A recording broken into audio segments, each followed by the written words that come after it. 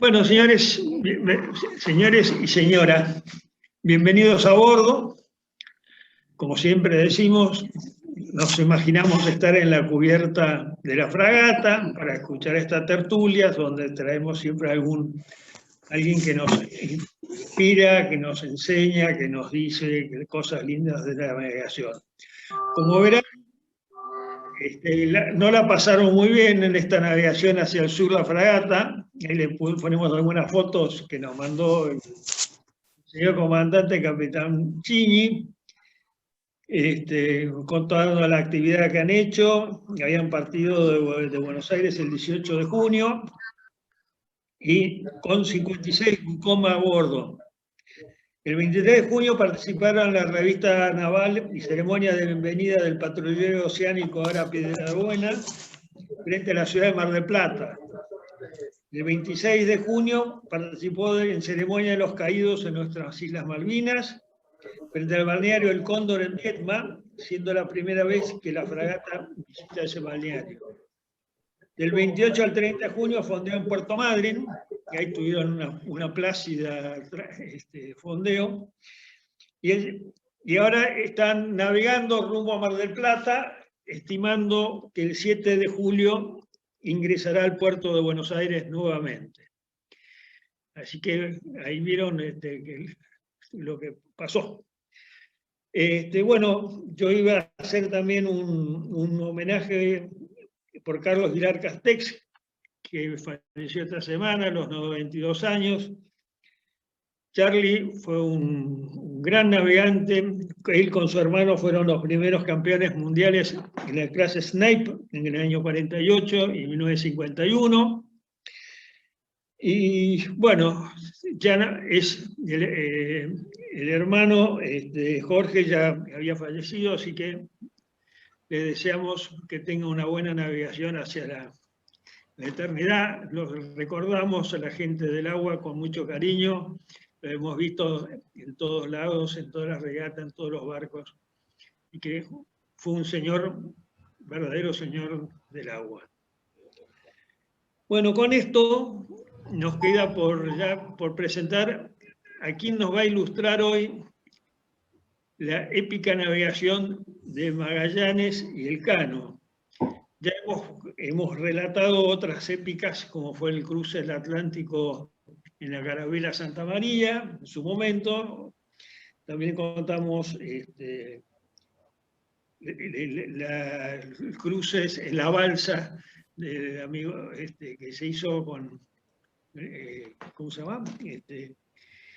Y bueno, y ahora hoy tenemos al capitán de navío retirado, magíster en historia, Tomás Merino, que nos va a contar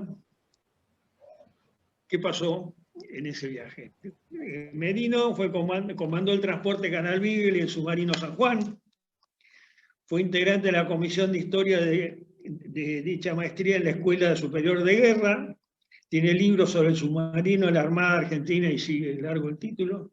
Y combate naval en el San Nicolás de los Arroyos del 2 de marzo de 1811. Y esto mismo que nos va a contar lo publicó también en el Boletín Naval número 852 de septiembre y diciembre del 19. Así que, mi distinguido señor capitán, licenciado y todo eso, el micrófono es suyo, lo estamos escuchando. Ah, no se olviden, dos cosas. Mutéense y si quieren hacer preguntas, mándenlas por escrito. Segundo, acuérdense, no se vayan enseguida porque cuando terminamos hacemos un brindis. Ahora sí, señor.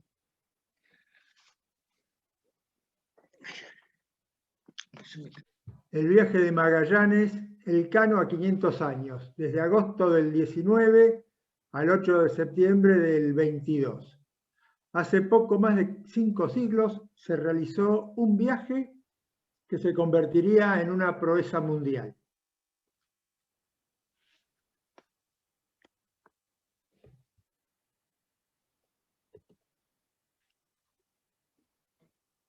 Que termino de ordenar todo, ahí está.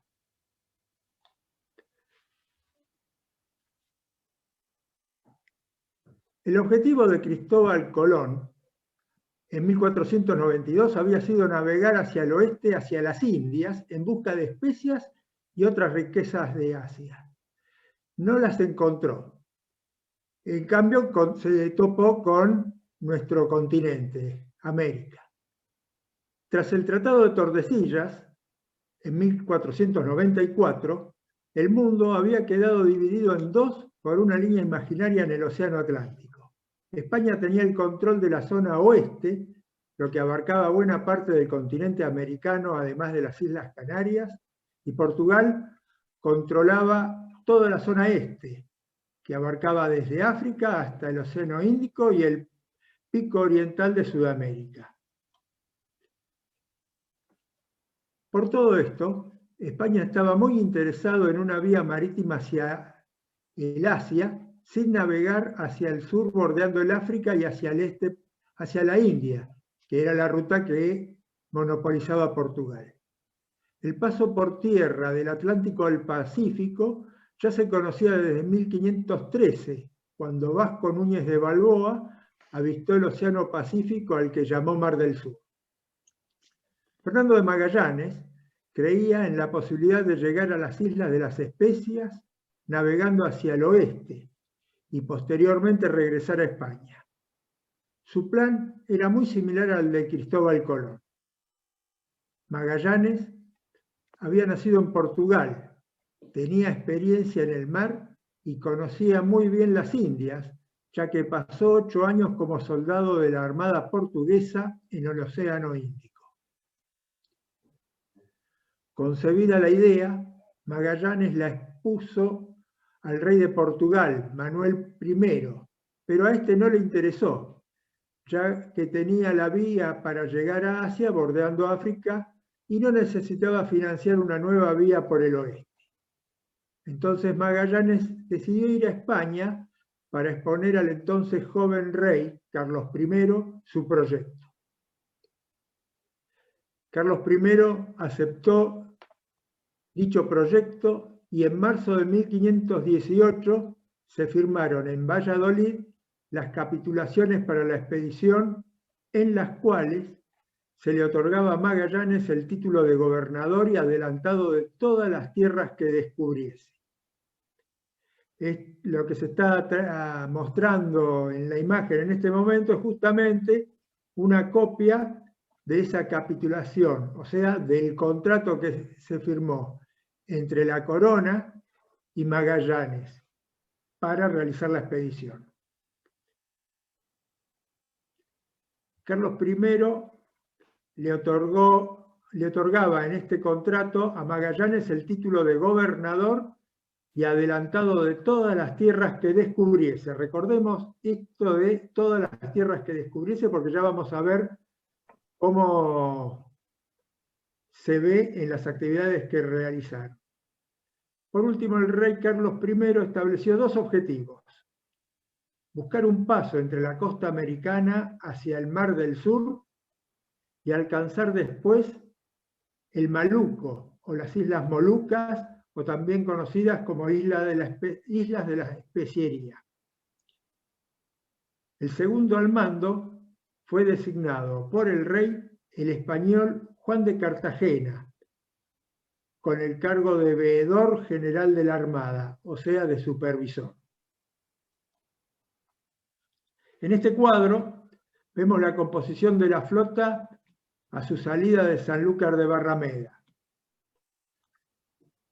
Vemos los nombres de las 5 naves, el tonelaje, las tripulaciones, que sumaban casi 239 hombres según una fuente, y según otras fuentes llegaron a ser poco más de 243, 44.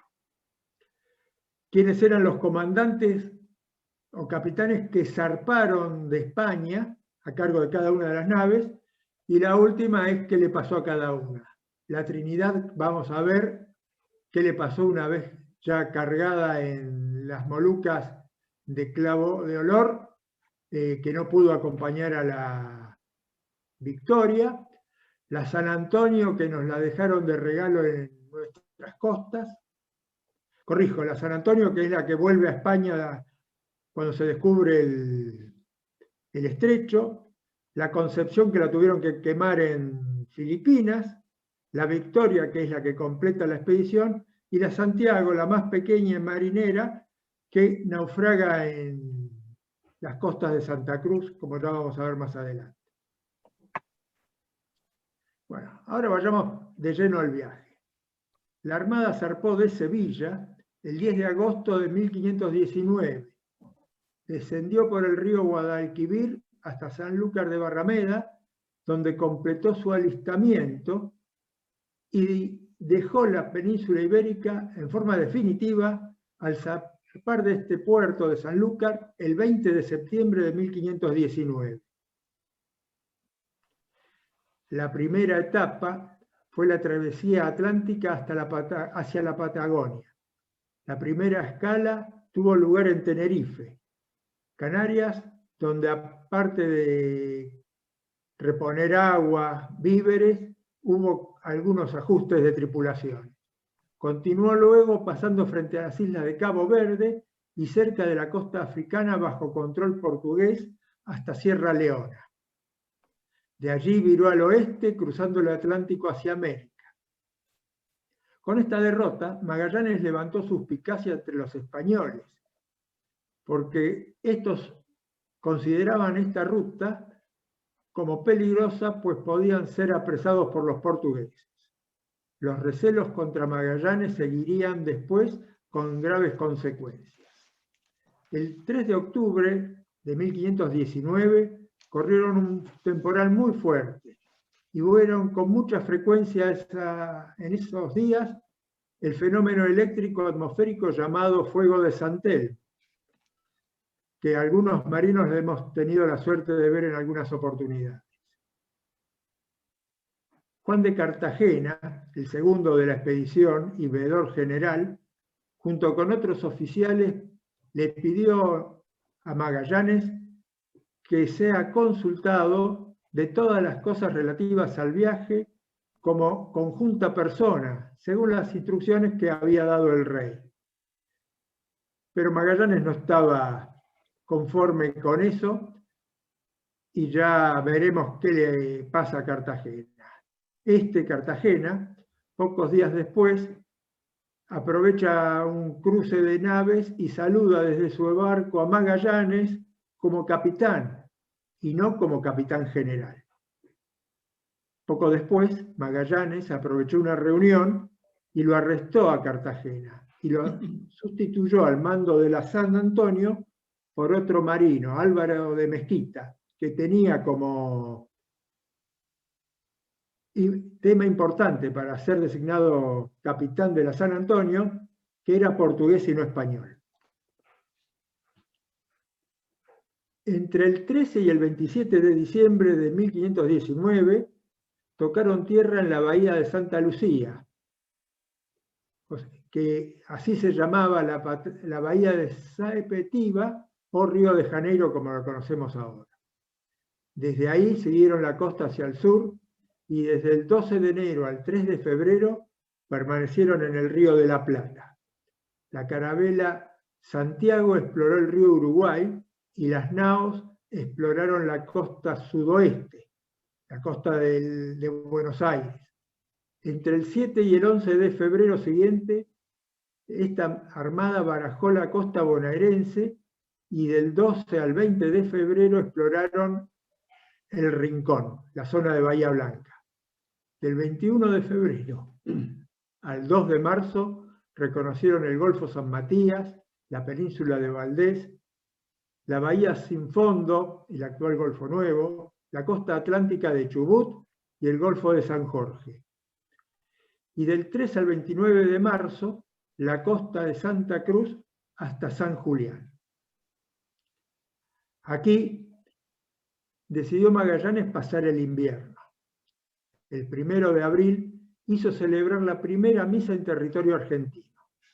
Las provisiones se agotaban, los días se hacían más cortos y los hombres tenían frío. Magallanes redujo las raciones de comida.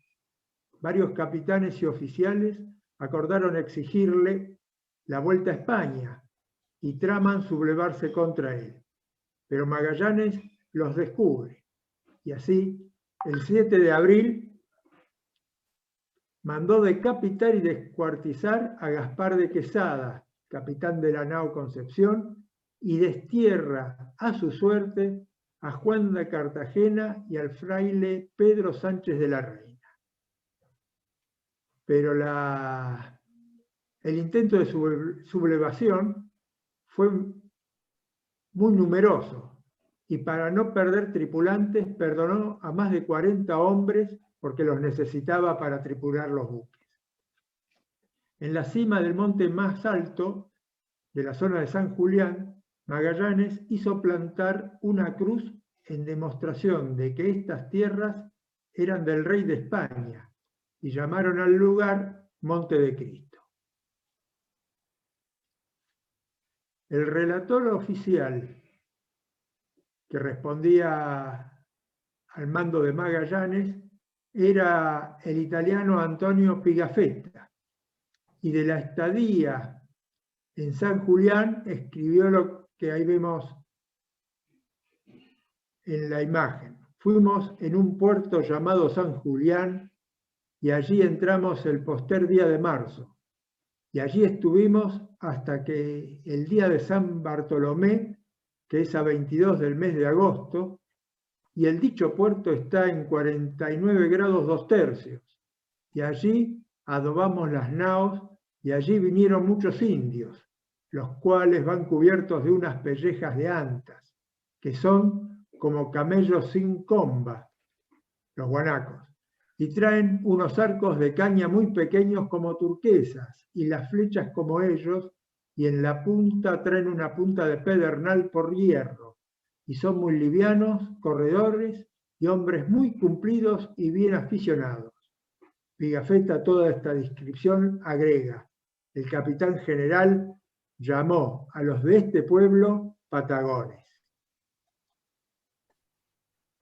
La carabela Santiago había sido enviada a explorar, mientras permanecieron en San Julián, la zona aledaña, mientras las otras naves permanecían en la bahía, dentro de la bahía de San Julián.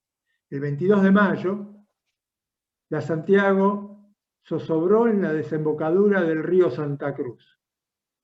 Todos sus tripulantes sobreviven, logran recuperar la carga y todos los víveres. 2 hombres de la tripulación van a pie desde el lugar del hundimiento hasta San Julián para avisar del percance. Magallanes distribuyó a los supervivientes de la Santiago entre las restantes naos. Y el 24 de agosto decide continuar viaje y zarpa de San Julián. Primero rumbo al río Santa Cruz, donde 2 días después, el 26, recupera todo lo salvado de la Santiago. Pero cuando va a zarpar nuevamente para reemprender viaje, se encontró que el clima empeoró, empezó a hacer mucho frío y desmejoraron las condiciones meteorológicas. Y decidió mantenerse en el río Santa Cruz, donde pescaron, hicieron agua y leña hasta el 18 de octubre, fecha en la cual continuaron barajando la costa hacia el sur. El 21 de octubre de 1520, el descubrimiento del estrecho quedó reflejado por Pigafetta describiendo lo siguiente: después, a los 52 grados del mismo rumbo, encontramos en el día de las 11.000 vírgenes un estrecho, cuyo cabo denominamos Cabo de las 11.000 vírgenes, por un milagro grandísimo.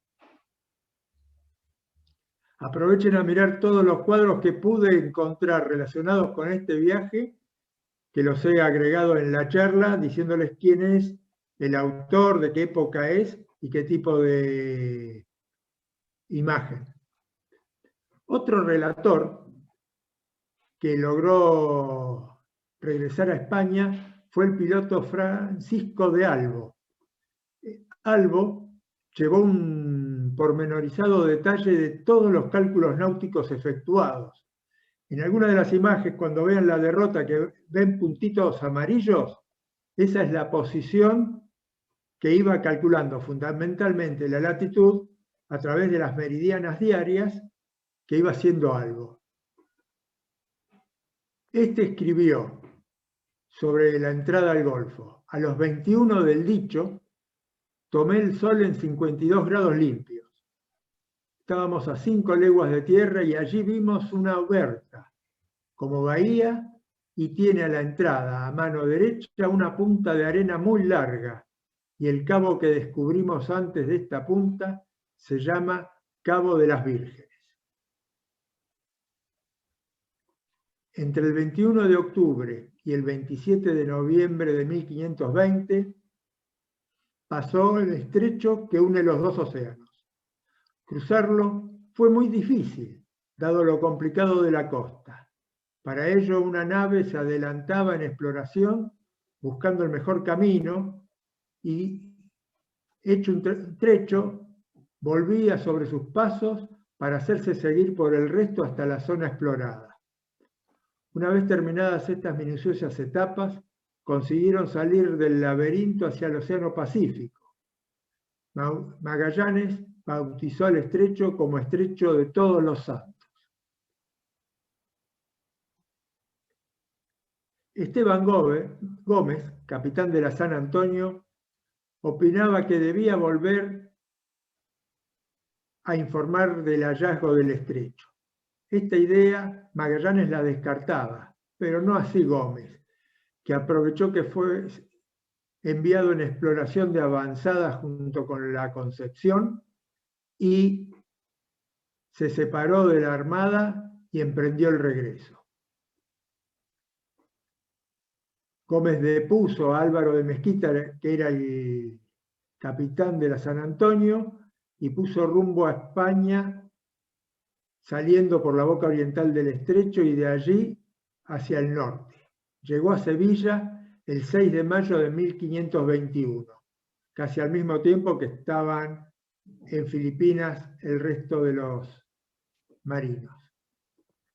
El 28 de noviembre salían al Pacífico y lo describían así: algo diciendo, desembocando de este estrecho, vuelve la costa al norte y a la mano izquierda vimos un cabo con una isla y le pusimos nombre Cabo Hermoso y Cabo Deseado, y está en altura del mismo Cabo de las Vírgenes, que es el primero del embocamiento. El gráfico que están viendo es el primer mapa del estrecho confeccionado justamente por Antonio de Pigafetta, el relator de Magallanes. Y la particularidad que tiene es que la parte de arriba, en vez de estar el norte, está el sur. Así, a ver.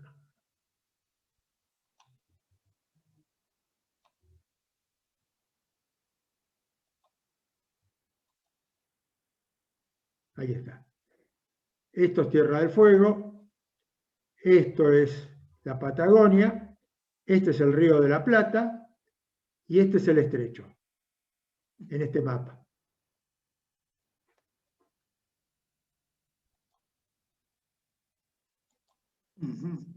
Bueno, acá, seguimos.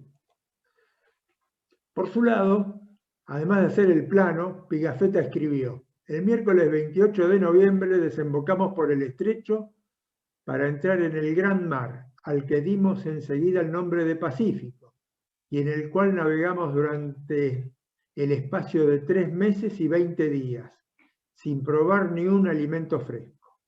El bizcocho que comíamos ya no era pan, sino un polvo mezclado de gusanos que habían devorado toda su sustancia y que además tenía un hedor insoportable por hallarse impregnado de orines de rata.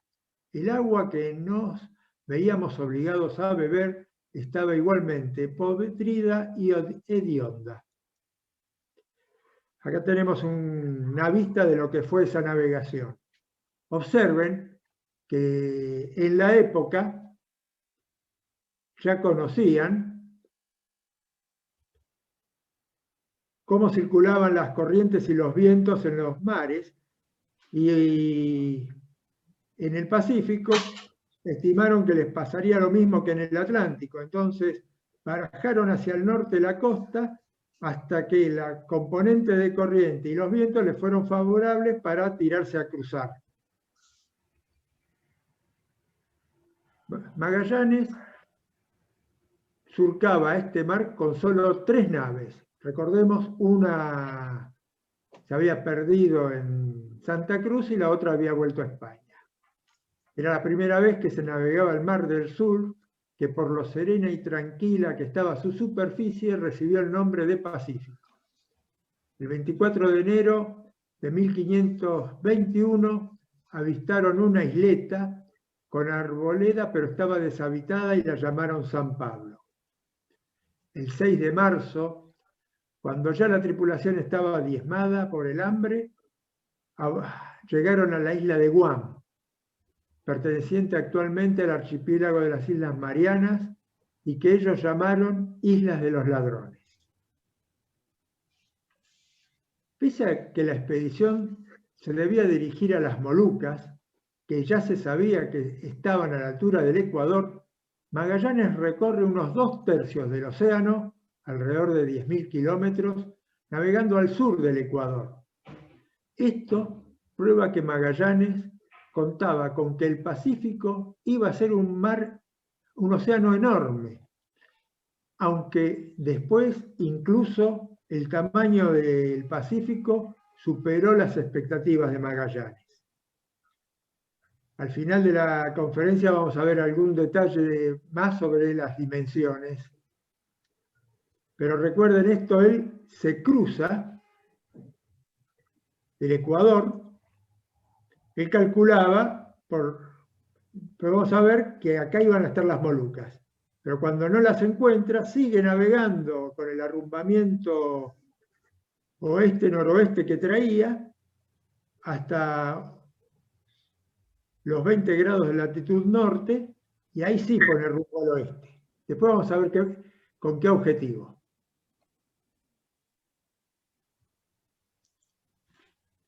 Acá tienen toda la derrota día por día como la fue calculando algo. El problema que tenían con el tamaño de la Tierra es que ellos consideraban que el diámetro de la Tierra, basándose en que cada grado tenía 17 leguas y media, la circunferencia de la Tierra tenía que ser de alrededor de 6.300 leguas, lo que es un equivalente de 34.650 kilómetros. La realidad es distinta, la circunferencia de la Tierra es de alrededor de 40.000 kilómetros. Después vamos a ver los detalles. Así que una vez que alcanzó el Ecuador, dirigió la flota a 1.200 kilómetros más al norte, sin que los españoles supiesen las causas. En realidad, la causa era que en la capitulación el rey le había dicho que todo lo que descubriese iba a ser de él. Las Molucas ya estaban descubiertas, así que era necesario descubrir nuevas tierras. Y las descubre. El 16 de marzo llega a Samar, en las Islas Filipinas, y es así Magallanes el primer europeo en avistar estas islas, a las que llamó Islas de San Lázaro. Más tarde se las llamó Islas Filipinas en honor a Felipe II. Así, Magallanes y sus hombres habían llegado al extremo oriente, cumpliendo el proyecto de Cristóbal Colón. Hasta el 25 de marzo, Magallanes recorrió la isla de Gada y entre el 28 de ese mes y el 4 de abril tomó posesión de las islas en nombre del rey. Como testimonio de su intención de convertir a los nativos en cristianos, hizo colocar una cruz de madera en la isla Cebú. En la actualidad, ahí viene en la parte de abajo a la derecha, hay una cruz dentro de un edificio con esa inscripción. Esta cruz de madera de Tindalo recuerda a la original plantada por Magallanes el 21 de abril de 1521. Para firmar una alianza con un jefe indígena amistoso, Magallanes fue a la isla de Mactán con 50 hombres para castigar al rey local, Lapu Lapu, que lo había desafiado. Magallanes y sus hombres fueron sorprendidos por miles de guerreros y en una desigual lucha perecieron el 27 de abril de 1521, en lo que se conoce como la Batalla de Mactán. Esa madrugada Magallanes llegó a la playa y estaba muy seguro de su victoria y pidió a los otros capitanes que no se involucraran en la lucha. La marea estaba baja y tuvieron que dejar los barcos muy lejos de la costa, sin poder desembarcar los cañones. Los 50 hombres llegaron agotados por caminar casi 1 kilómetro por el agua. Ya en la playa, a medida que avanzaba la batalla, los hombres de Magallanes empezaban a quedarse sin municiones. Un indígena le clavó a Magallanes una lanza en la pierna, haciéndolo caer, y numerosos indígenas aprovecharon para lancearlo, falleciendo en el combate. Los españoles perdieron la batalla y Magallanes había caído en combate sin haber llegado a las Molucas. Su sucesor, Duarte Barbosa, murió a traición también en Cebú, junto a 30 hombres más, en un banquete trampa organizado por el rajá local pocos días después. El resto decidió abandonar Cebú y acordaron, por solo quedar 108 hombres, quemar la Concepción, que estaba en peor estado, para continuar navegando. Quedó como jefe de la expedición Juan López de Carvalho, hasta entonces piloto mayor de la flota y también portugués. Desde mayo hasta septiembre recorrieron Bohol, Mindanao, Paulán y Borneo. A finales de septiembre de 1521, los miembros de la expedición, cansados de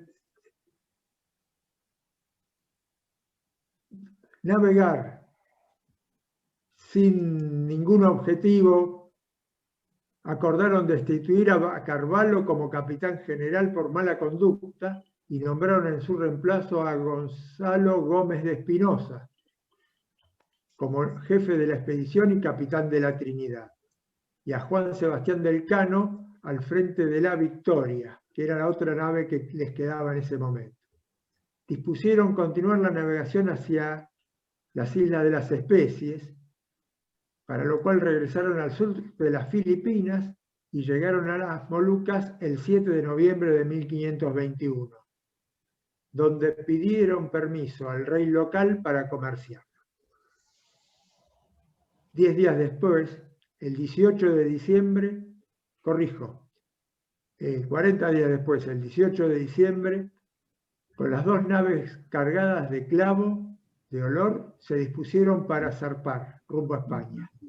Pero ese mismo día se descubrió una vía de agua en la Trinidad, haciendo necesaria una larga reparación. Acordaron entonces que la Victoria volviera a España por la ruta de la India y que la Trinidad se quedase en el puerto de Tidore para poder ser reparada y que regresaría por el Pacífico hasta Panamá. Primero veamos la derrota de la Trinidad, que recién pudo estar reparada en abril de 1522 y se hizo a la mar. No respetó la norma de cómo circular aprovechando los vientos y las corrientes, porque no eran totalmente conocidas, y trató de navegar en forma directa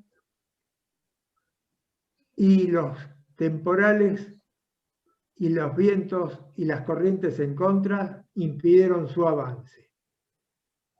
Tuvo muchos muertos durante la travesía y decidieron regresar a las Molucas en octubre de 1522, donde pidieron auxilio a los portugueses que se encontraban cerca. Los 17 que regresaron a las Molucas fueron hechos prisioneros y solo 5 de ellos, entre los que se encontraba Espinosa, pudieron regresar a Europa y fueron liberados por los portugueses en 1527. Ahora volvamos a la Victoria con el Cano a bordo. El 21 de diciembre, la Victoria partió en solitario, primero hacia el sur, hacia Timor Oriental, donde estuvo hasta el 9 de febrero de 1522, y el 13 de febrero perdieron de vista la última isla del Mar de Savo, cuando pusieron rumbo al sudoeste. Entre el 18 y el 19 de marzo avistaron la isla de Ámsterdam, donde no se puede fondear, y no vieron nada de vegetación. Si entran a internet y googlean la isla de Ámsterdam, es un pedazo de piedra inmenso que no tiene playa, son costas imposibles de desembarcar. Y desde allí navegó con arrumbamiento general oeste. La idea del Cano era doblar el Cabo de Buena Esperanza, lejos de la costa, para evitar ser detectado por los portugueses. El 4 de mayo cree haberlo logrado y pone rumbo noroeste como si ya se encontrara en el Atlántico. A los pocos días dan con la costa sudafricana en el Índico, y pese a la necesidad, este tramo de la navegación, y pese a la necesidad de reponer agua y alimentos, no lo hacen porque la costa es difícil de desembarcar, y además porque tenían miedo de ser apresados por los portugueses. Se evidencia la dificultad en la época para determinar la longitud, y más aún cuando la corriente marina es contraria y las mediciones de velocidad tomadas con corredera no reflejan el avance real. Miren el error de navegación que habían tenido. Entre el 14 y el 17 de mayo doblan el Cabo de Agujas y ponen ya en el Atlántico rumbo noroeste, y el 14 de junio, frente a Guinea y Senegal, tratan de encontrar una costa donde poder avituallarse, pero encuentran solo manglares impenetrables y bajíos en los que les resulta imposible acercarse a la costa. La situación se les fue convirtiendo en desesperada. Se estaban literalmente muriendo de hambre y sed. El 1 de julio sometieron a votación continuar el viaje o recalar en las islas de Cabo Verde, que eran portuguesas y por lo tanto peligrosas. Por mayoría decidieron recalar en Cabo Verde. Arribaron a Praia, isla de Santiago, en Cabo Verde, el 9 de julio de 1522. Dice Pigafetta: no tomé el sol y surgimos en el puerto del Río Grande, y nos recibieron muy bien y nos dieron mantenimientos cuantos quisimos. Y este día fue miércoles, y este día tienen ellos por jueves, y así creo que nosotros íbamos cerrados en un día. Después supimos que no existía error en nuestro cálculo, porque navegando siempre al oeste, siguiendo el curso del sol y habiendo regresado al mismo punto, debíamos ganar 24 horas sobre los que permanecían en el mismo sitio. Y basta reflexionar para convencerse de ello. Acá tenemos la demostración que no fue Cantinflas y la vuelta al mundo en 80 días, sino que el tema de ganar un día ya lo habían descubierto en esta oportunidad.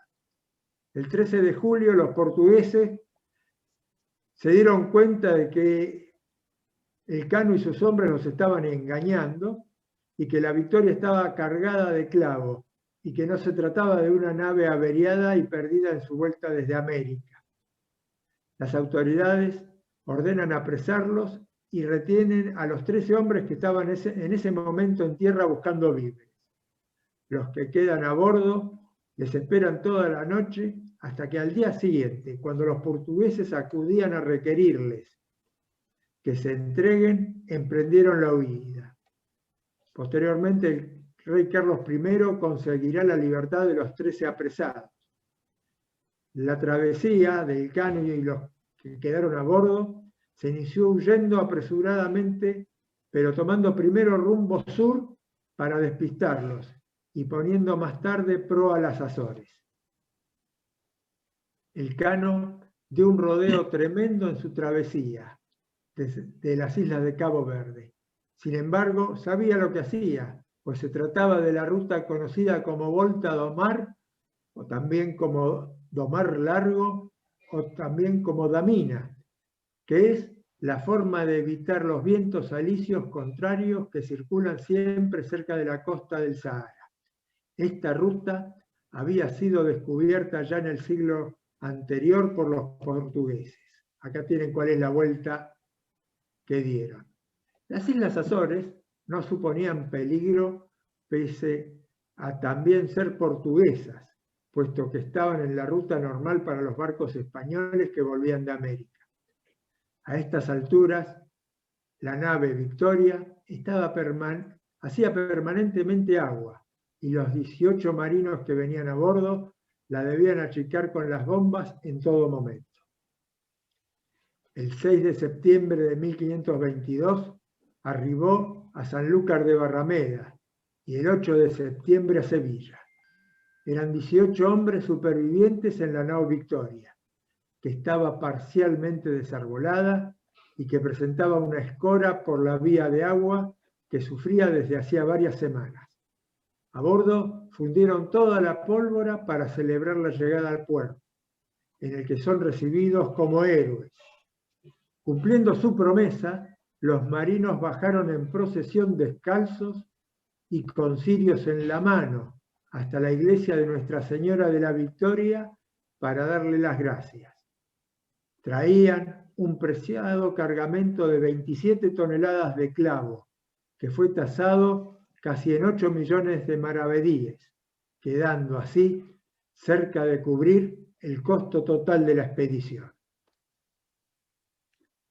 Pero, tal como le cuenta Elcano al rey Carlos I en la carta que le escribe anunciando su regreso, aquello que debíamos estimar y tener es que hemos recorrido y descubierto toda la redondeza del mundo. Pero del viaje volvamos un poco a la Patagonia. La Armada de Magallanes permaneció en esta región desde el 15 de febrero al 1 de noviembre de 1520. Estos más de 8 meses y medio representaron para Magallanes y sus hombres un gran desafío. Invernaron en un ambiente hostil, fallecieron varios tripulantes, se incrementaron los problemas de relaciones humanas, tuvo que sofocar un motín y sufrió la pérdida de la primera de las naves de la flota. Desde entonces, a estas tierras se sucedieron numerosas expediciones, españolas, inglesas, holandesas y francesas, y hubo varios intentos de establecer poblaciones e integrar a la actividad civilizada esta región. Pero las duras exigencias para la vida humana hicieron que tuvieran que pasar más de 250 años desde la hazaña de Magallanes para que fuese fundada en 1779 Carmen de Patagones, la primera población que perduraría hasta el presente. Mientras tanto, la región fue el paraíso de cazadores, loberos y balleneros, ilegales, ingleses, holandeses, norteamericanos. Recién después de mediados del siglo XIX y por interés de las autoridades de Buenos Aires en competencia con las chilenas, avanzó la integración efectiva de estas tierras costeras a continuación de la campaña del desierto y se convirtieron, cerca de mediados del siglo XX, en las provincias argentinas de Río Negro, Chubut, Santa Cruz y Tierra del Fuego. Desde fines del siglo XIX se fundaron poblaciones, se completó el conocimiento hidrográfico de la región, se establecieron vías de comunicaciones, se desarrolló la ganadería, la pesca y la explotación petrolera y minera, incrementándose en general la actividad humana, manteniendo este crecimiento en la actualidad. Ahora pasemos a algunos detalles náuticos de la expedición de Magallanes. ¿Cómo medían su posición? Veamos primero la latitud. En el derrotero de Francisco Albo, a mediodía, todos los días que pudo, tomaba la altura sobre el horizonte utilizando el cuadrante, innovador en la época, acá tienen uno, que consiste básicamente en un arco graduado de 90 grados, cuyo centro cuelga una plomada. Se apunta hacia el sol el lateral del arco en 90 grados y la lectura sobre el hilo de la plomada indica el ángulo de la altura del sol sobre el horizonte. Es necesario para el cálculo conocer la declinación del sol de mediodía y del ecuador. Esa declinación del sol es diferente para cada día del año y oscila entre un ángulo máximo de 23 grados 45 norte en marzo, corrijo, en este momento, en fines de junio, y de 23 grados 45 sur en el solsticio de diciembre. Para este viaje los pilotos obtenían la declinación diaria del sol de las tablas de la suma de geografía encargada por el emperador Carlos I a Martín Fernández de Enciso, que era el alguacil mayor de la tierra firme de las Indias Occidentales en 1518. Ahí en la imagen tenemos el extracto de esas tablas para los meses de abril, mayo y junio. Y si ven el detalle, no son tablas con los números que conocemos nosotros, a los que estamos habituados, los arábigos, sino que en ese entonces todavía utilizaban la numeración romana.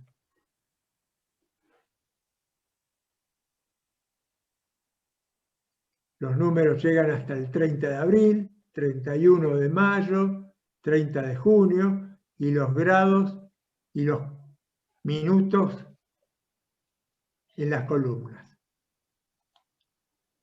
Por otro lado, la longitud en el siglo XVI no se conocía todavía ningún método para establecer la longitud. Los pilotos la debían estimar con la ayuda del rumbo que seguían y la distancia que se recorría. El rumbo lo conocían gracias a la aguja, compás o como ellos la llamaban, la aguja de marear, mientras que para hallar la distancia recorrida utilizaban la rudimentaria corredera. El problema de esta forma de medir la velocidad es que no tiene en cuenta las corrientes. El problema de hallar la longitud geográfica a bordo de un navío no fue oficialmente resuelto hasta el siglo XVIII, cuando el inglés John Harrison inventó los cronómetros suficientemente precisos para ese fin. Bueno, ya charlamos de que se desconocía el diámetro de la Tierra, pero se pensaba que su tamaño era menor del que realmente tiene. En el cruce del Pacífico, Magallanes no toca tierra en Chile para aprovisionar las naves antes de cruzar el océano. Se baraja la costa hasta una latitud en la cual pone un rumbo a un punto que está en el Ecuador, considerando, como ya habíamos dicho, que la Tierra tiene 34.000 kilómetros de diámetro. Pero la realidad era distinta. El Maluco estaba mucho más al oeste. Así, el 13 de febrero, cuando ya había recorrido 10.000 kilómetros, faltaban todavía 7.400 kilómetros más para llegar a las Molucas, en línea recta. Magallanes creía que la Tierra tenía 7.000 kilómetros menos, es decir, 33.000 kilómetros en lugar de 40.000 que tiene en realidad.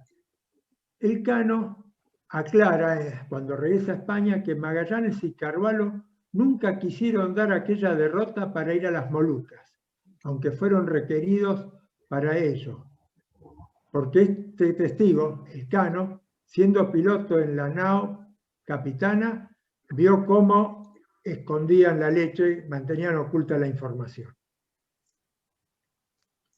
Y esto es todo lo que tengo para contarles. Espero que haya sido muy interesante. Deben tener muchas dudas. Y estos azulejos, me preguntaba Juan Las Heras, están en Sevilla. Muchas gracias nuevamente.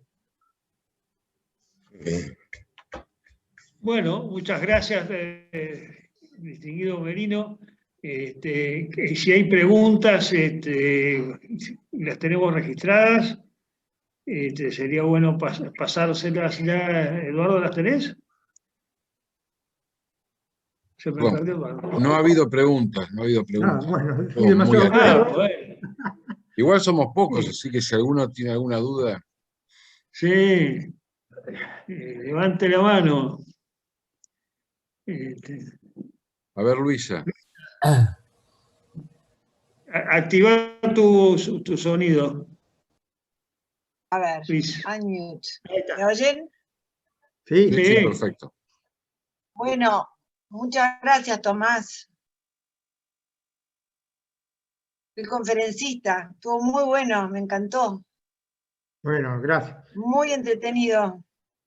Yo creía que las Molucas estaban más al medio del Pacífico, la verdad que me dio una sorpresa. Está cerca de las Filipinas. Qué bueno.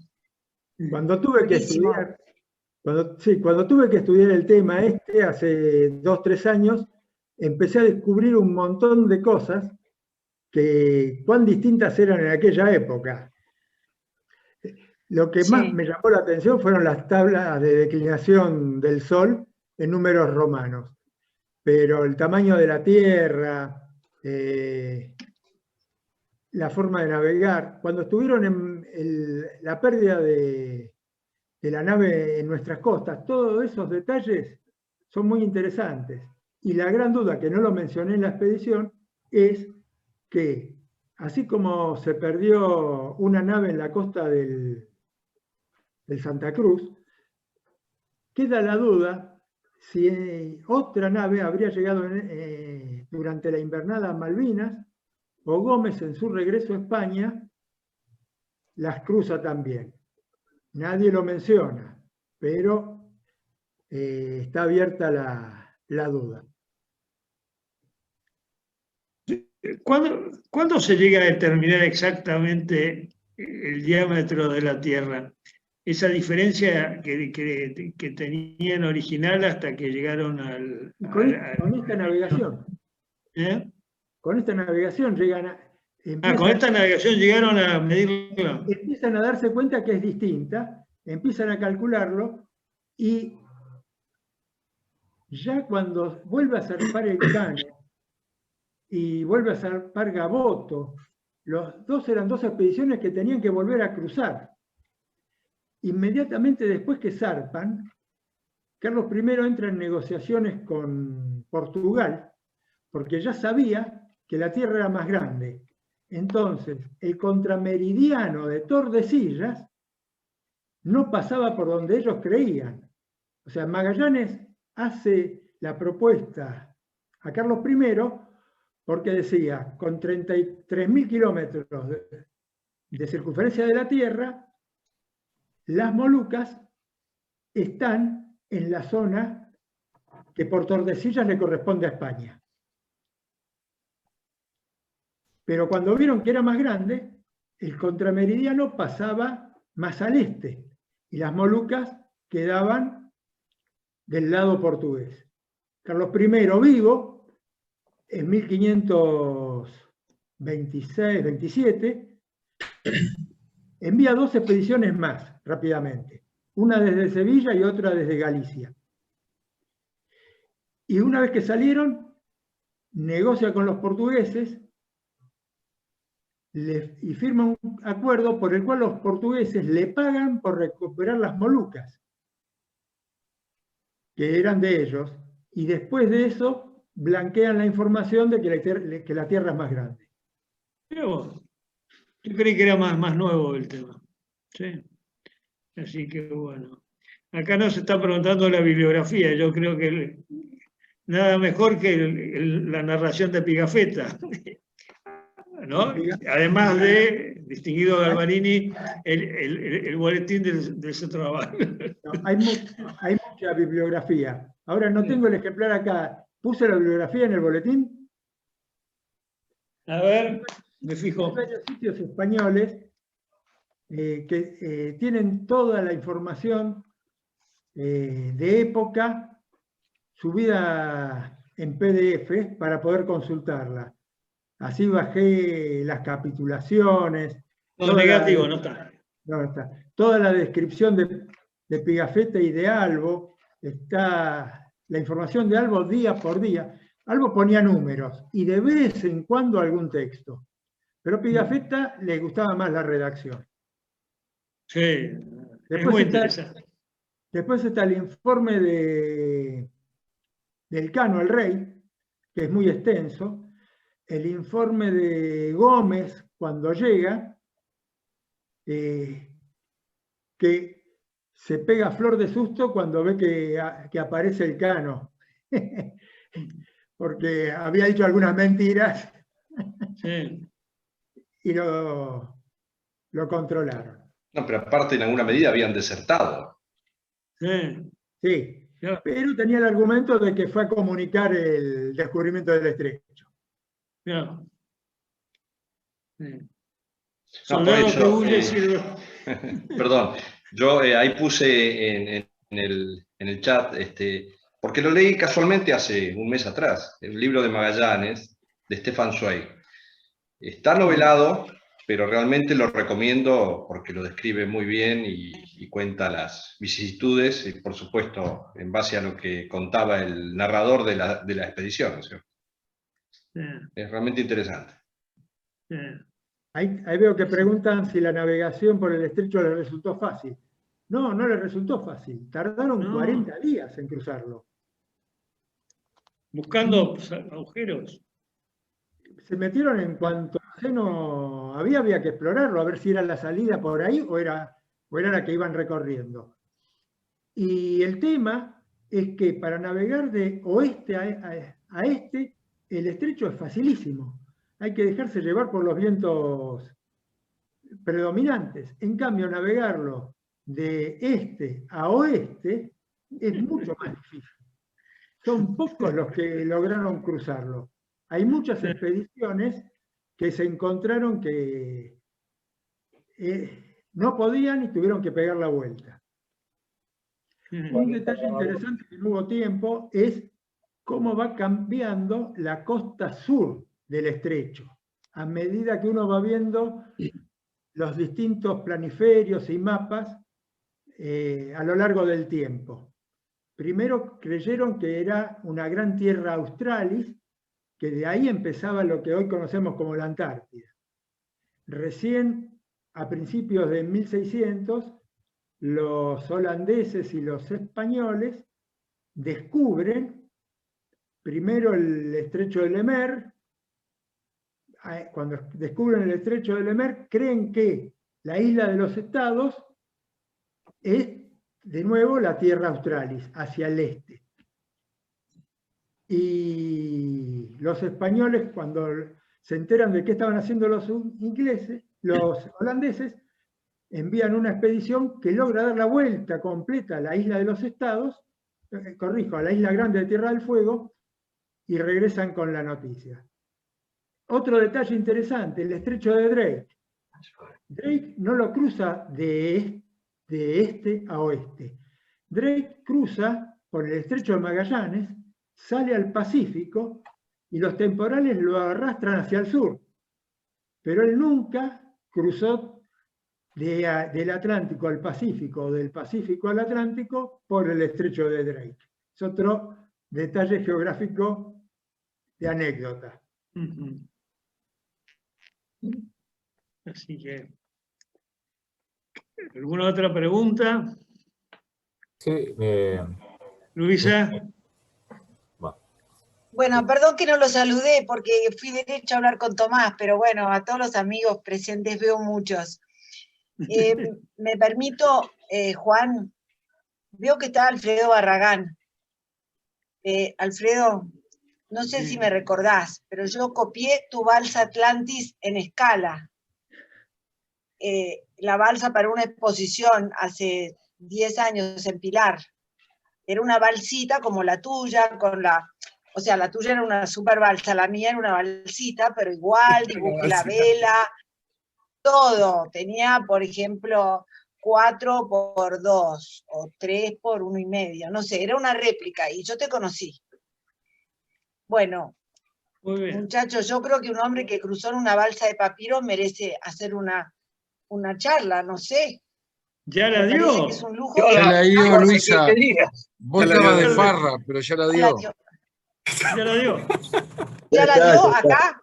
acá? Acá. Yo entré tarde, ¿me la perdí? Yo entré ¿Dónde tarde. estabas? Vos no estabas. No, yo entré tarde, no llegué. Perdón. Bueno, entonces. Igual Bueno, le Luisa, mandamos el pero link. bueno.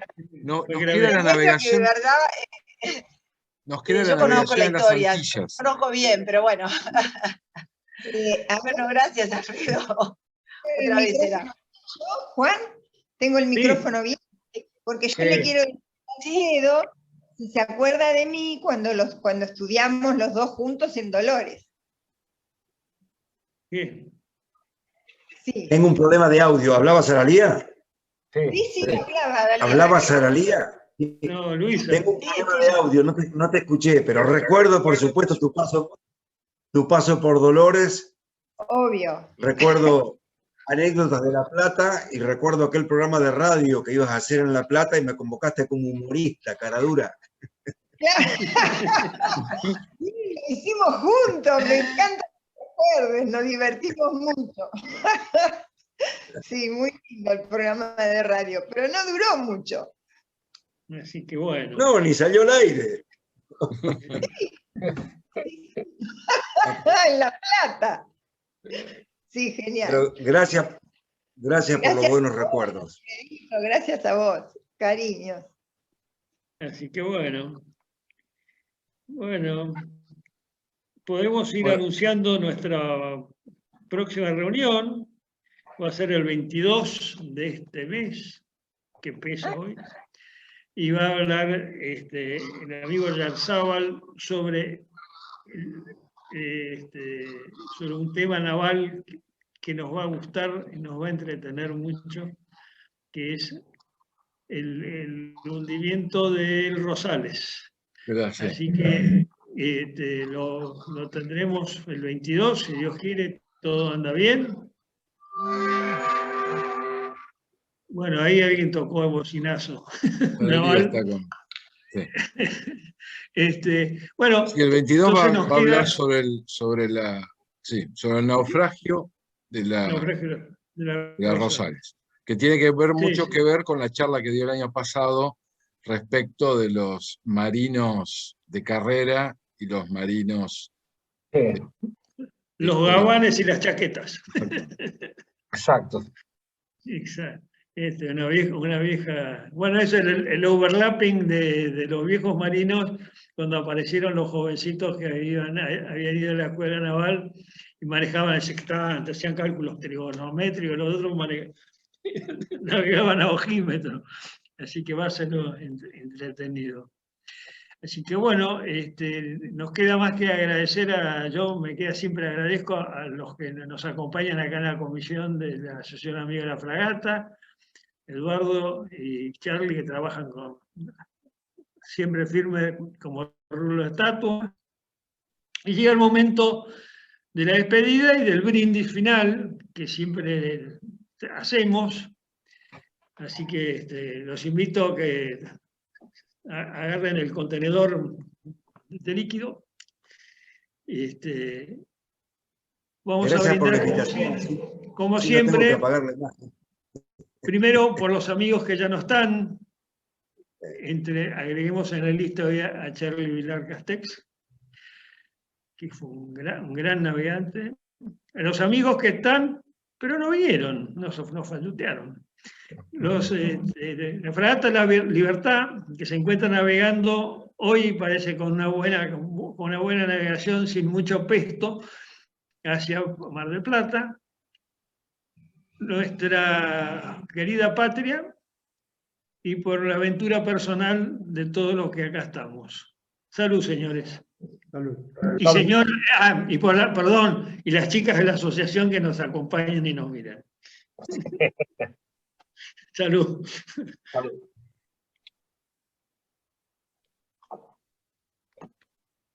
Así es. Bueno.